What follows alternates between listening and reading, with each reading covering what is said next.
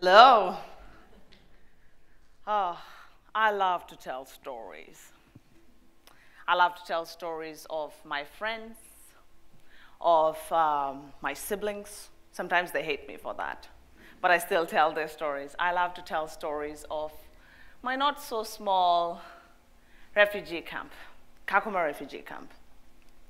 I like to tell stories because stories remind me of hope. I love to tell stories of hope, of hopelessness, of resilience, even if I hate that word, resilience. I still tell them. Despite having a passion for telling stories, sometimes I have to take a step back and realize that I'm not just sharing stories. I'm sharing lived experience, my current reality. Kakuma Refugee Camp. It's located in northwestern part of Kenya. It is a semi-arid place. It has a population of close to 250,000 refugees coming from 10+ communities.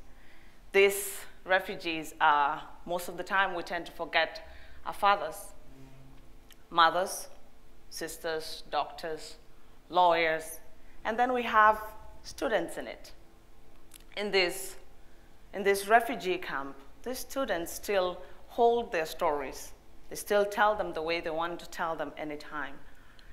But despite having this camp, having these stories, the numbers are appalling. These stories remind me of what it means to be a refugee, of the little things in life that are really important to us. See, the camp has this population, like we have 2 camps within the camp. So within Kenya, we have Kakuma Refugee Camp and we have the Dadaab Camp. The numbers are close to 500,000 refugees. We have 21 primary schools, or what we call elementary schools over here. The 21 primary schools then break down into 6 secondary schools. And 96% of the school-going kids are enrolled in the primary schools. Out of the 96% of students that are enrolled in primary schools, only 6% make it to high school. From the 6%, only 1% of the students make it to tertiary education or like to college. If you think about these numbers, something is not adding up. There is a dead end, one that I know so well. According to the 2022 educational report, 6% of schools, of students worldwide are able to access tertiary education. 6% worldwide. I graduated high school in 2015, and you might be asking yourself, 2015, how are you still in college? I was able to make it to St. Olaf in 2019. That is 4 years. 4 years of waiting, of ruminating, of having to fight for my chance to make it to college. Well, this dead end so many other refugee students have to face within the camp. When I graduated in high school, I did not have access or like any tools that would prepare me for college. So do so many other students. How do you win when you are a refugee that has been secluded from the rest of the world, from the rest of the country? 21 primary schools and 6 secondary schools. Let me break it down. In the 6 secondary schools, we have 100 to 200 students attending a tiny classroom. Most of the time, the benches they sit in are old benches wedged together to form seats and things that they could study in. We don't have teachers within the camp. We do, very few. When I graduated in 2015, I had to become a teacher. Not because I was qualified, no, but because we didn't have any teachers to teach our students. Because of the large numbers, there are 100 to 200 students in a tiny classroom, they use 6 to 7 worn-out books. And yet you expect them to win in the Kenya Certificate of Secondary Education. Every student in the camp gets to sit for the secondary education, for the KCSE at the end of the 12th grade. This is all over the country. How do you win when you don't have teachers? How do you win when you don't have books? How do you win when you have so many students in that tiny classroom? It is hard to win. But students in this classroom still show up every time.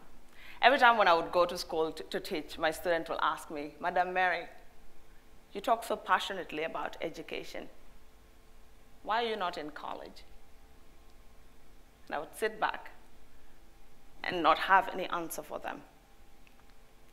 In 2018, I got into a program in Rwanda. And this program was not a sure deal.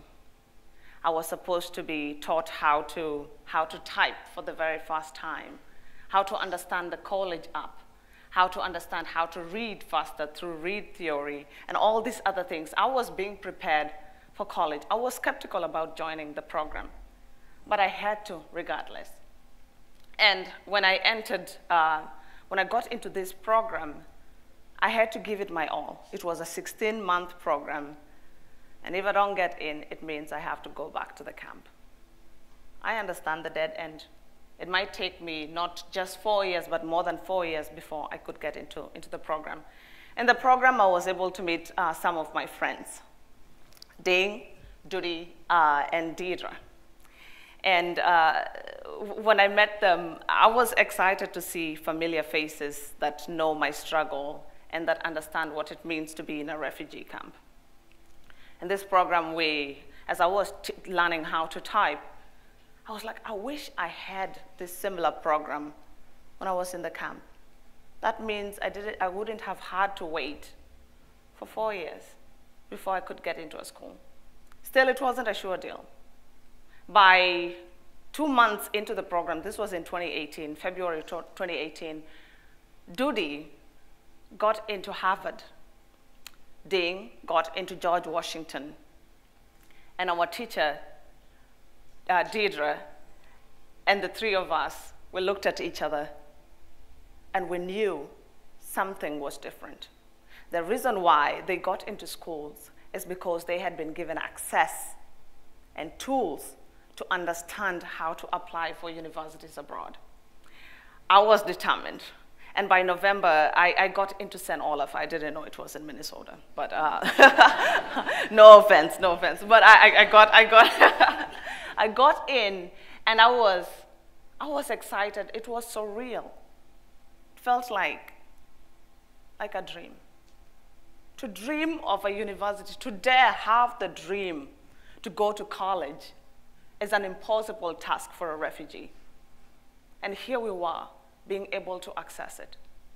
So the three of us, plus our teacher Deidre, decided to start a nonprofit.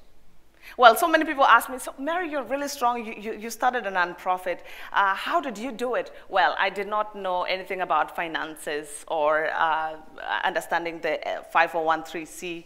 We just jumped right into it. Being operated in our dorm rooms, with 5+ time zones, we started Elimisha Kakuma. Elimisha is a Swahili word for educate. When we started Elimisha Kakuma, we had to be the financial planners. We had to become the teachers, waking up at 5 a.m. to teach the students. And I'm not a qualified teacher, but I still have to teach, right? Being the outreach person that is reaching out to universities so that we can create eligibility. But most schools saw us as, what are they doing? We knew what it meant to be in the camp, to be stuck. We knew what it meant to have an access to education. After carefully sitting down and trying to plan, Elimisha was started. But I take a step back because we didn't know where it was headed to. Our goal and our mission was to create a generation of globally educated refugees that are dedicated to themselves and to their communities. How we get these students into schools was unknown. So we put out flyers all over the camp, and we only wanted 5 students. 100 applied, 100 students. when we were reading their personal statements and what they wrote in the application, we started to fight among each other. Who should we take and who should we leave behind? We ended up taking 12 students. We don't have a center. We don't have laptops. There's no electricity in the camp because Kakuma Refugee Camp Kakuma in itself is a Turkana word for nowhere. It's in the middle of nowhere, north part of Turkana. We don't have laptops. We are in the US, and we have other volunteers that are coming in from Italy, from Ireland, 5 different time zones. How do we make this work? How do we bring Elimu to our students? It was hard. But many people came through. We had our family members that donated. We ran lots of GoFundMe for people to just donate whatever they have. And within 1 month, we were able to raise close to 10,000. This wasn't still a short deal because our budget was 63,000. I'm like, how do we make this one work? But we had to make it work. So we bought some laptops. And with the help of other organizations, we were able to start teaching our students. But we needed a center too. The community members started to come in. Hey, Mary, I think we can build this. We can build a space for your students. And we built a classroom space with solar panels, not enough, but something. Started to teach the students every day, not knowing what we're doing, not knowing where it's going to end up, but for sure following the spark and the mission that we wanted to carry on. By March of 2022, all our 12 students were accepted into schools, universities in North America. Only 7 of them got full funding though. And you can imagine what that does to you as a refugee, being accepted into a university but not with full financial aid. You start to lose hope, like nothing is working out for you, right? But for me, this was a big win for all of us. We knew that we could make it. We got awarded the Student Advocacy of the Year from Duolingo that year, and we were able to make connections with different universities, including Virginia Tech, which was able to give us interns that wanted to work with our student one-on-one. When our students got in, it was not the end. Like, not all their problems had been solved. As a refugee, you have to deal with documentation. So them getting into universities was really hard. The 7 students that got in, that means us having to knock doors at embassies for them to get visas.